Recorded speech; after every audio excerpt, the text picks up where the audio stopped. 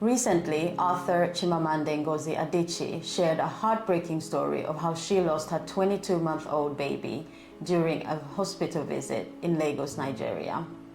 I want to reflect on this story, not just as a nurse, but also as a caregiver. Hi, my name is Aisha, aka Nurse Aisha. I'm a registered nurse and health advocate here to spread awareness on preventative health and lifestyle choices so that you can lead a healthier and more informed life. I will never survive the loss of my child. This is how Chimamanda expressed the loss of her baby. At this point, Chimamanda has accused the hospital for negligence and unprofessional conduct. This is what we know happened so far. The child was brought to hospital after a common cold turned into a serious infection. He was referred to this particular hospital for routine medical procedures ahead of a planned transfer to the US for further treatment. The planned procedures were an MRI. He was to receive a central line and also a lumbar puncture. He was sedated with propofol to be able to carry out an MRI. And this is where everything went wrong. According to statement released by the family, the child received an overdose of propofol by the anesthesiologist. He later became unresponsive, suffered a series of seizures, and had a cardiac arrest. Now, as a nurse, this hits home. I could not stop thinking of myself in that room. And this is why I wanted to know more of what went wrong. As a nurse, I have many times been instructed to sedate patients for MRI procedures. Now, I have so much respect for this medication. I don't specifically work with propofol, but other sedative medication for these procedures. And I have so much respect because things can go wrong really quickly. So what happened is that this child was not properly monitored after being sedated. In fact, the anesthesiologist carried him on his shoulders to the procedure room. Now, after he realized that this boy was unresponsive, he then again carried him to the ICU on his shoulders. And at this point, he also removed oxygen from this child. So first an overdose, then failure to continuously monitor a sick child after sedating them. This could have easily been done with simple vital signs like respiratory rate, heart rate, oxygen saturation.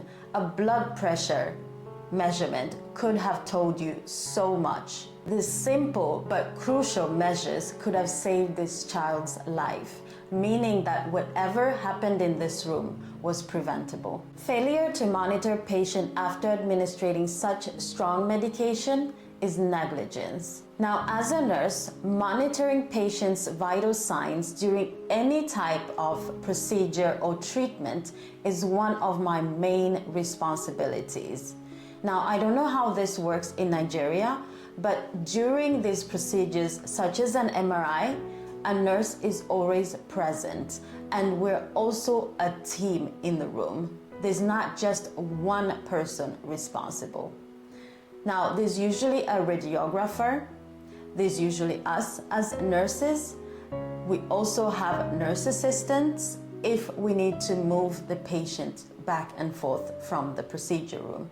So it's a whole team of professionals working together to monitor the patients to prevent such dangerous outcomes. These procedures require a team of professionals because of the complex of the situation, and everybody has their specific responsibilities.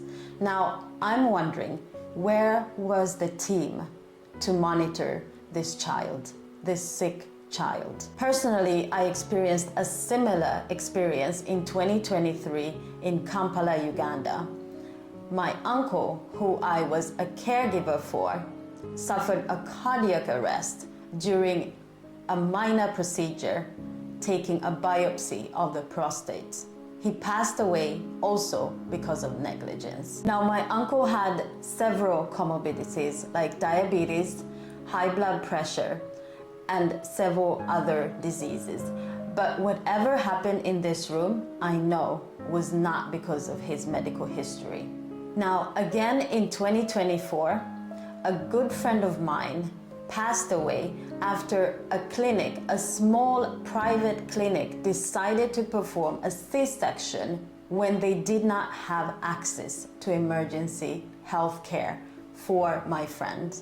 Now, both mother and child passed away, and nobody was held accountable for any of the cases. Negligence in healthcare happens when no proper protocol is followed and individuals take matters in their own hands and ignore safety protocol. And this is dangerous. In the legal case filed by Chimamanda and her husband, they demand accountability, transparency, and consequence for negligence, not only in their son's case, but also for other victims. They're demanding systematic reforms from policymakers in Nigeria to improve safety and prevent harm in the healthcare system. I really hope that this happens sooner than later, and I also hope that other nations across Africa can learn from this situation, because this is long overdue. There needs to be systematic reforms, because what is happening here is preventable. I want to express my deepest condolences to Chimamanda Ngozi Adichie and her family for their loss.